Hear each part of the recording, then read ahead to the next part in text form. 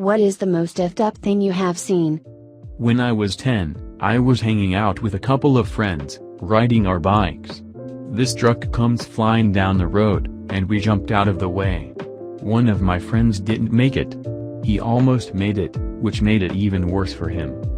The truck swerved to avoid us, and in the process, my friend's leg was run over, and he was dragged for what seemed like an eternity. He screamed, which damn near drowned out the sound of the truck's screeching tires. I was told I saw it, but I don't have any memory of seeing anything. Only the horrific sounds. There was very little left of my friend's face, after being dragged so far on the pavement. Just thinking about it makes me want to cry. Another time, when I was 13, I was in a wreck with my mom and brother. After it was over, my mom said I looked at her and screamed. Again, I don't remember that part. My mom's nose was split in half, like a Venus flytrap. We never knew how that happened, but it did. I'm so glad I don't have that image in my head as well. Edit, it's constantly being asked, but no. My friend didn't survive. The damage to his body and face was far too severe. Woke up one night to a loud bang. Looked out the window and saw someone had crashed into the tree next to the apartment I lived in. Saw the driver get out and run away. I called the cops and went outside to survey the damage. The driver had hit someone and pinned her head against the tree. The top half of her head was missing. She was barely breathing, unconscious and obviously dying. Then a kid comes running across the street followed by an adult. The kid sees the body and realizes it's his mother. Starts screaming, "That's my mom." Goes up to the body and loses his shit screaming. The adult that was with him starts pulling him away. Turns out the driver was the mother's boyfriend. He was going like 60 in a 25 zone and swerved off the road aiming for her. Fucked up. Had to attend a report of someone jumping in front of a train at a station. Train wasn't stopping there, so was moving fast. His legs were still where he'd been hit, the rest of him was sprayed along a mile of railway. My job was then to walk along the track picking up little pieces of human being and putting them into a body bag one at a time. While a lot of it was just red meat, occasionally you'd find recognizable body parts. I found what was left of the head when I was walking along one of the platforms looking for it. I was looking down and thinking skull fragment. Bit of brain. Skull fragment. Scalp. I still remember picking up one of his ears. It had a piece of his cheek attached and there was a few days stubble. That image will stay with me forever. I am a physician and I was doing mandatory rural work in a small town in the border between Colombia and Venezuela.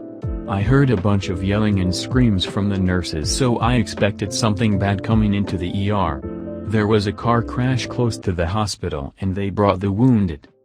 There was a 5-year-old kid who was missing a hand, ear and had multiple cuts on his body, but he seemed to be alive, so we rushed and started working on him, and during my examination I was getting ready to intubate him, put a tube on his throat to protect his airway, and when I opened his mouth I saw a lot of blood and brain tissue coming down from his cranium into the back of his throat. That means he had a cranial base fracture and his cranial contents were just draining into his esophagus. I knew at the time there was nothing else for me to do, so I immediately switched my focus to his sister, 15-year-old sister, who was in a better shape. One of the worst days of my life for sure. When I was a paramedic I got called for a self-inflicted gunshot wound. It was an 80-year-old man. Apparently the day before he buried his sister and she was the last one of his family and friends left. Everyone in his life had died. He decided to put a 12 gauge under his jaw and end it all. The wall was covered in skull fragments, chunks of brain matter, and what was left of his head just looked like mangled hamburger meat. That wasn't the worst part though.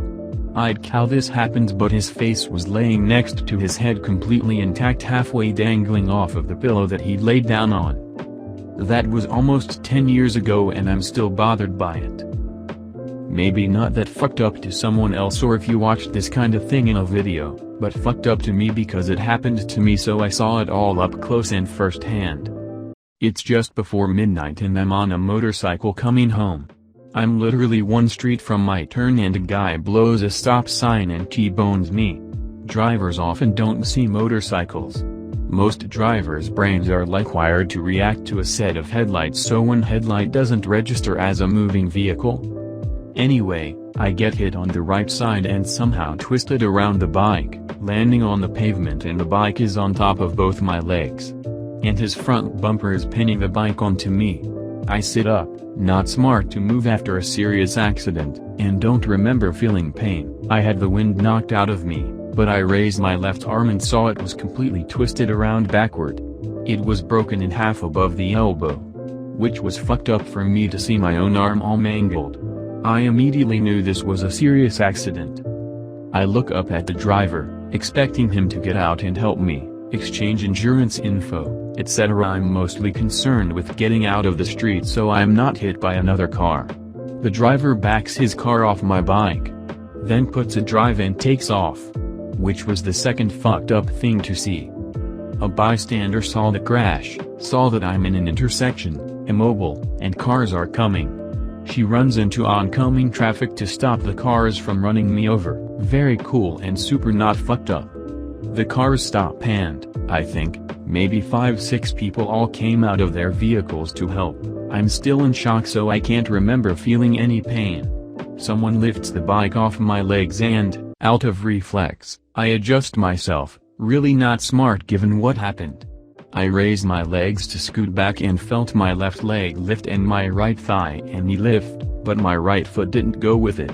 I realized my leg, like my arm, was also broken in half. Which I couldn't see, but I could feel how fucked up the situation was.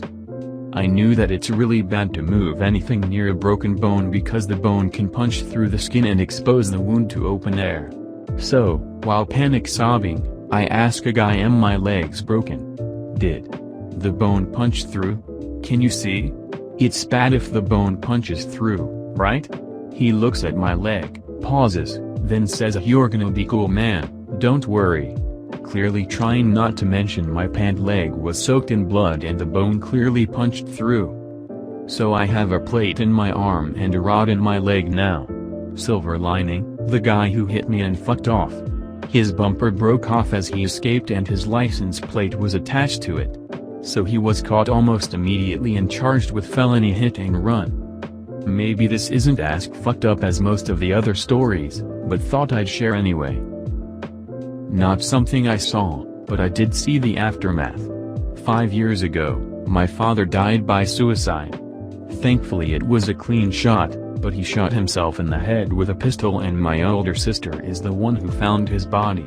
I'll never forget arriving home from college with my friend I used to carpool with, totally unaware, until I turned into my neighborhood and saw 3 police cars and my family crying outside. I instantly knew something was wrong. My boyfriend, he lived with us, at the time came up crying and said, I'm so sorry but he's gone. Your dad is dead. And I instantly felt shock, almost passed out. But seeing my older sister's face, I could tell she had been traumatized. She never went into a ton of detail, but mentioned seeing there was brain matter on the floor and blood seeped through the chair he had been sitting in. She couldn't sleep for months. I remember me and my mom both missed seeing the body, as police had gotten there first and canvassed the area, since obviously suicide gets investigated in case of homicide in the early stage. One of the chaplains went inside the house with me to grab some belongings, since we obviously couldn't stay at the house during investigation, and we all felt too sick to anyway. For some reason, human instinct? I'd kept trying to peek over the curtain they had laid up to hide his body, but I could not see it, and the chaplain told me it is better I didn't see it. My mom also had a similar thing happen. She was hysterical and kept saying she wanted to see her husband. But obviously they wouldn't let us, and I'm glad for that based off of my sister's reaction and trauma she dealt with later. The only traumatizing thing I saw was after they had cleaned the scene and tore up the carpet, was the big reddish-brown stain from the pool of blood under where Dad has shot himself. That, and finding small chunks of brain matter, blood spatter on the wall adjacent to him about a month later. A family friend was kind enough to get on a ladder and clean it up, paint the wall for us before selling the house. Obviously none of us could bear to live there anymore. Oddly enough, my mom, sister, and I were able to feel better, I guess, about the situation by making jokes. When we found his matter on the wall, my sister made the joke, "Wow, it was so nice of him to leave a bit of himself behind," and we all just laughed and cried at the same time. I still miss my dad to this day, but I know he is mentally free from the burdens he was going through. Man got curb stomped at 19, suffered a TBI, and slowly mentally deteriorated from 19 until he passed at 54. By the time he killed himself, he had very bad schizoaffective disorder and none of us could help him. We tried suggesting therapy and everything, but he too deeply believed that people were out to get him and that everyone around him just didn't trust him. He left a note behind that we found a few months later. We think he deliberately put it in a hard-to-find spot since the cops would have taken it in as evidence if they had found it, I think, that said he loved us and that he was sorry he was such a burden. I'm glad we kind of got to hear from him after life, but that shit still chokes me up. I loved that man and wish he could have found relief while still on this earth and grown old.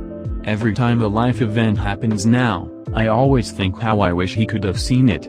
Sorry for the long post. If anyone reads this, thank you for making it this far. Thanks for watching. If you like these videos, hit subscribe, smack the bell, and smash the like. I'm the Reddit Onion. See you next time.